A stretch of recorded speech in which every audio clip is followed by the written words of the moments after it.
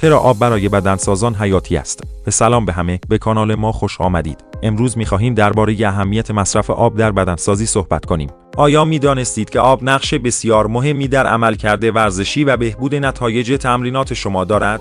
بیایید بیشتر درباره آن صحبت کنیم. آب اهمیت زیادی دارد. حدود 60% از وزن بدن را تشکیل می‌دهد و برای عملکرد صحیح بدن ضروری است. هیدراتاسیون مناسب به بهبود عملکرد ورزشی، افزایش استقامت و کاهش خستگی کمک می‌کند. همچنین آب به تنظیم دما و انتقال مواد مغذی به سلول‌ها کمک می‌کند.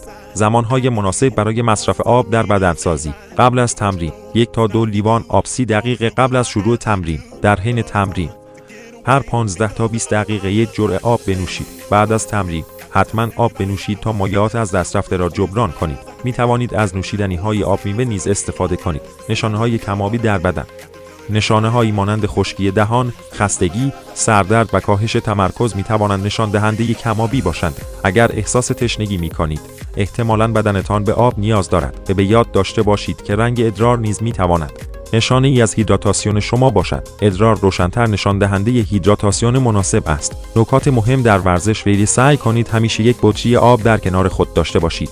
می توانید از میوه‌ها و سبزیجاتی که آب زیادی دارند، مانند هندوانه و خیار، نیز استفاده کنید. به یاد داشته باشید که نیاز به آب ممکن است بسته به شدت تمرین و شرایط آب و هوایی متفاوت باشد.